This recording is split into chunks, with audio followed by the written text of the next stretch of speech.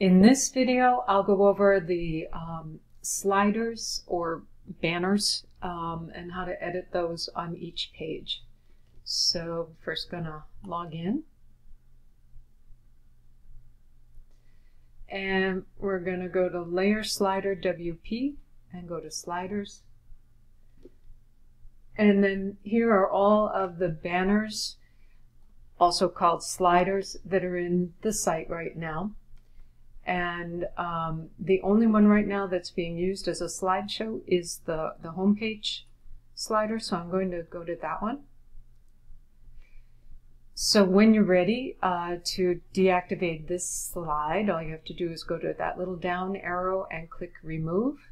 When you want to add a new slide in, you just click that and it will add a new slide.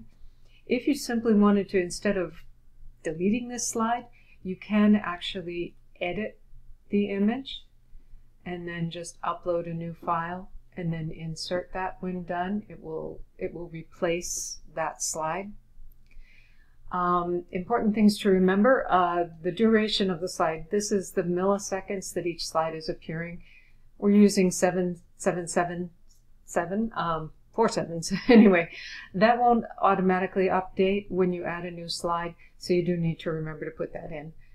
And then go to that Show More Options area, and the reason why I'm going there is I want to show you where to go to add a link.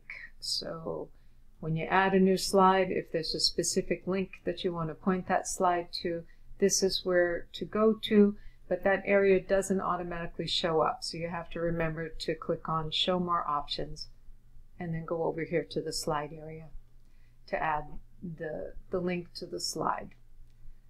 The image area for this section is 1250 by 450 pixels.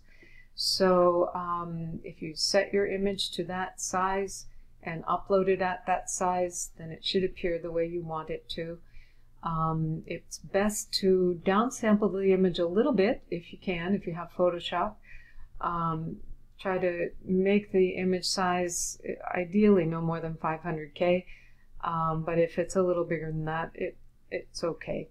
But you just want to take in mind that the larger the image size, the longer it's going to take to download.